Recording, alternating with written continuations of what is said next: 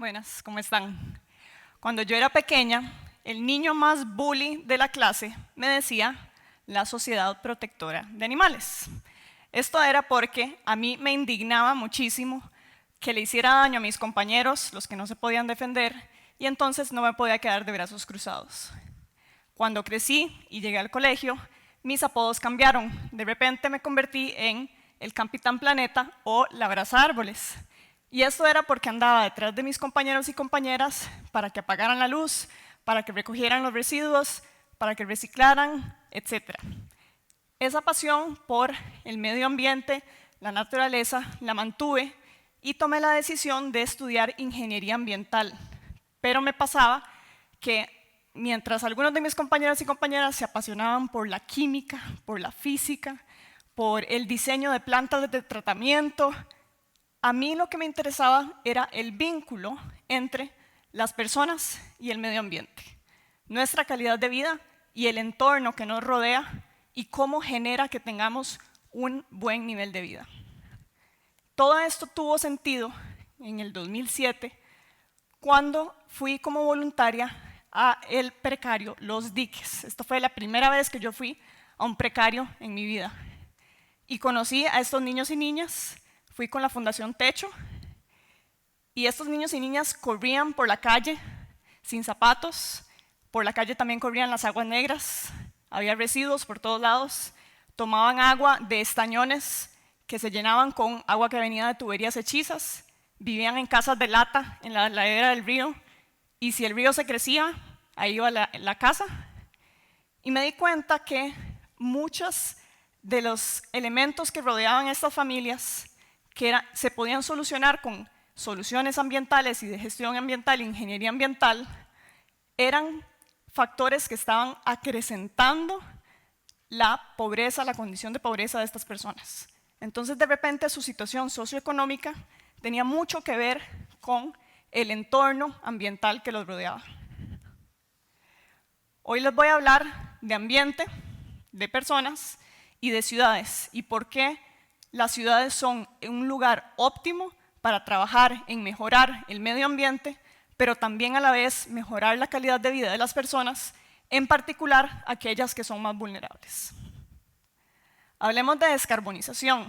Esta es una palabra un poco intimidante, un poco técnica, que venimos escuchando recientemente en los medios, en la radio, etc. Pero para hablar de descarbonización tenemos que hablar de cambio climático. Imaginemos que el cambio climático es un avión que avanza aceleradamente y descontroladamente a chocar contra una ciudad.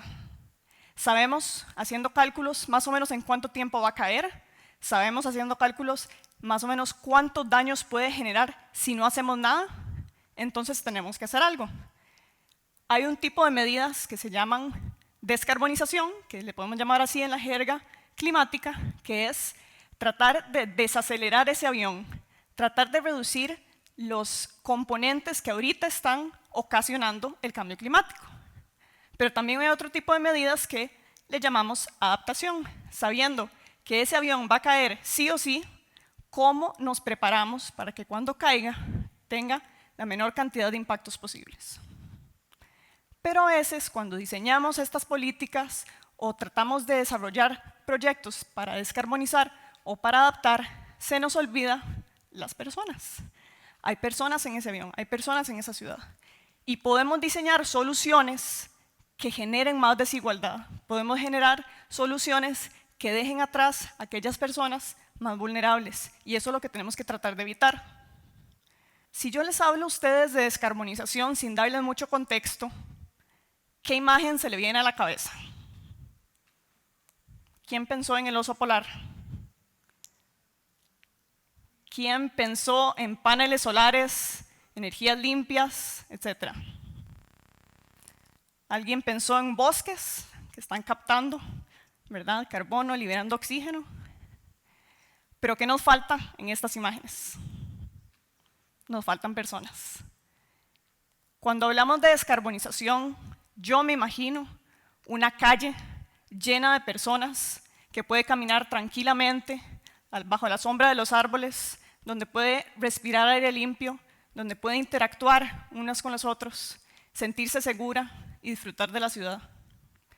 También me puedo imaginar una huerta urbana comunitaria donde no solo interactuamos con los vecinos, sino que también cultivamos hortalizas, frutas, vegetales, que ya no tenemos que trasladarnos a otro lugar, al supermercado, a la feria, a la pulpe para comprarlas, sino que están ahí. Y estamos aportando a la biodiversidad de nuestra comunidad, porque los polinizadores también se alimentan de esa zona. También podemos cultivarlos de manera orgánica y no estamos utilizando fertilizantes nitrogenados que liberan emisiones que contribuyen al cambio climático. Y descarbonización también es y debe ser pensar en todas esas personas que al día de hoy caminan, andan en bicicleta, utilizan medios de transporte que no se habilitan por la ciudad. Personas con discapacidad que al día de hoy no pueden darle la vuelta a la cuadra porque no hay aceras que lo habiliten, porque nuestras ciudades están diseñadas para el carro y no todo el mundo tiene el poder adquisitivo de tener un carro y hay veces ni siquiera de andar en bus. Entonces, una ciudad descarbonizada debe ser inclusiva y debe habilitar que podamos caminar, que podamos andar en bus, en bicicleta, en silla de ruedas, etc. Lo humano de la descarbonización es crucial, pero también vengo a hablarles de lo urbano. ¿Y por qué? ¿Por qué ciudades cuando hablamos de descarbonización? Donde hay ciudades, hay gente. Esto es un principio milenario. Y de donde hay gente, hay emisiones. Estas emisiones son las que están contribuyendo a que el cambio climático se acelere, que ese avión venga a chocar contra nosotros. Y más del 60% de las emisiones del mundo hoy se generan en las ciudades. ¿De dónde vienen estas emisiones? Recientemente se publicó un estudio en el que hicieron los inventarios de gases de efecto invernadero en 6 cantones de nuestro país y se identificó que la mayor cantidad de las emisiones viene de sector transporte, sector energía, sector residuos, procesos industriales y agricultura. Transporte, mayoritariamente de vehículos privados. Como muchas de las personas que hoy vinieron acá, usualmente una persona, máximo 2 en un vehículo, esos son los que más están aportando a contaminar nuestras ciudades.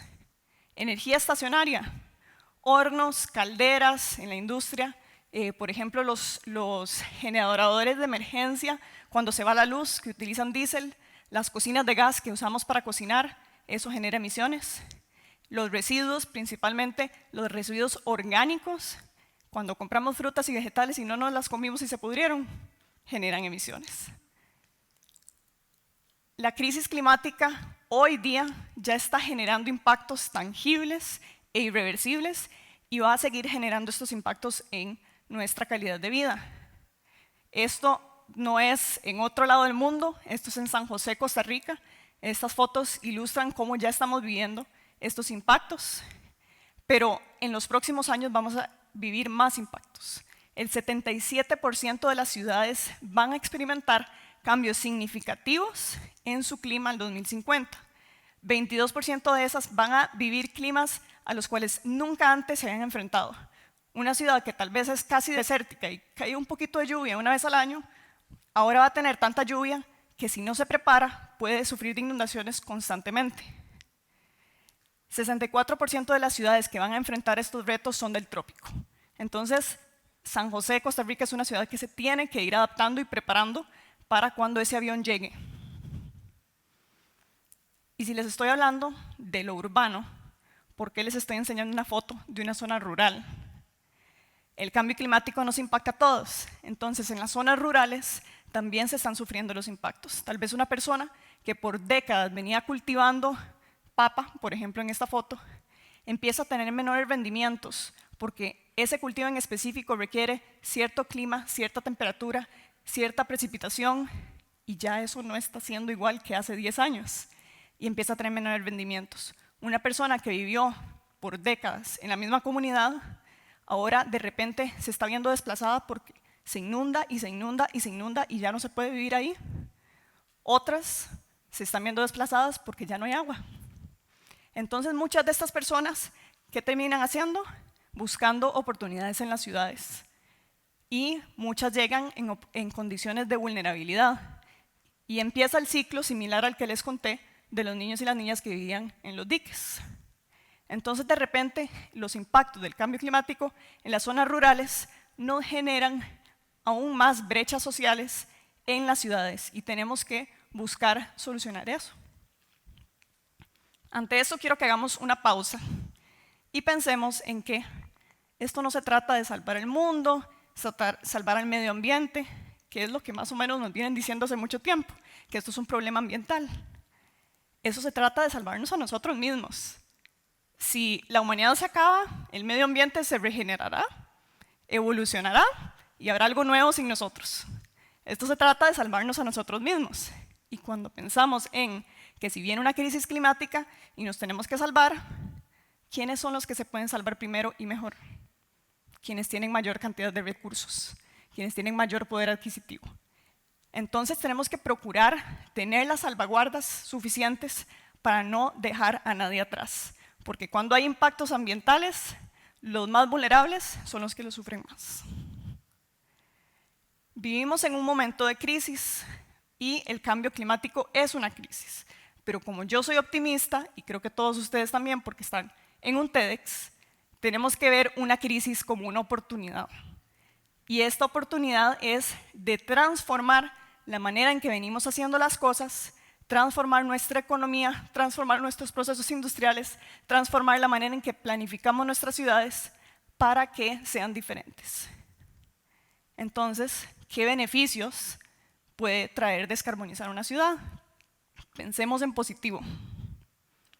Recientemente se aprobó un Plan Nacional de Descarbonización que tiene medidas a corto, mediano y largo plazo para que transformemos nuestra economía hacia una economía descarbonizada. Entonces plantea propuestas para sector transporte, sector agro, sector residuos, sector industria, energía, etc. Y plantea medidas a diferentes escalas. Pero si pensamos en las ciudades, ¿cómo se come esto en una ciudad? Si tenemos una ciudad que tiene buen transporte público, que ese transporte público está articulado con redes de ciclovías y redes de aceras que son accesibles para personas con discapacidad, que también están acompañados por espacios públicos arborizados, por verde en la ciudad, no tener que salir de la ciudad para buscarlo. Si son ciudades en las que en un mismo edificio, que además es sostenible, puedo ir al banco, vivir e ir al súper sin tener que trasladarme tantos lugares, de repente empezamos a ver ciudades más limpias, ciudades más agradables, más saludables, más verdes, más coloridas, más biodiversas, menos contaminadas, menos congestionadas, menos hostiles, menos estresantes, ciudades más silenciosas. Imagínense qué podríamos escuchar en una ciudad si no oímos el ruido de los motores. ¿Qué podríamos escuchar? Ciudades más sociables porque interactuamos, más adaptadas al cambio climático, más atractivas para inversión porque donde la gente quiere vivir, la gente quiere invertir y esto genera oportunidades de empleo, nichos de negocio, dinamización de la economía. Yo no sé ustedes, pero yo querría vivir en una ciudad así. Y eso es posible. Vemos muchas ciudades en el mundo que ya han hecho esa transición y no sucedió de la noche a la mañana. Eso toma tiempo, por supuesto. Pero sí hay varios elementos comunes que tenemos que pensar para trabajar hacia eso. Primero que todo, reconocer que hay elementos que hoy en día nos duelen. Nos duelen las muertes, nos duele la contaminación, nos duele la mala salud en nuestras ciudades, nos duelen los precios del petróleo, etc. Que luego grupos de presión se organicen y empiecen a presionar para que las cosas cambien. Y esa presión no necesariamente son solo protestas, también puede ser una mano amiga para hacer alianzas público-privadas, para apoyar al sector público, para tomar decisiones. Y por último, acciones transformadoras. Que los tomadores de decisión no hagan acciones tímidas, sutiles, pequeñas, sino que de verdad digan, eso es lo que tenemos que hacer, vamos a transformar la manera en que estamos planificando nuestro país, nuestra economía, nuestras ciudades. Si la descarbonización es una oportunidad para tener ciudades más verdes y resilientes, si la descarbonización nos puede ayudar a tener ciudades más competitivas, si nos puede ayudar a tener mejor calidad de vida, entonces lo que les propongo el día de hoy es que nos unamos para transformar nuestras ciudades, el país y el mundo, porque el momento para actuar es ahora. Muchas gracias.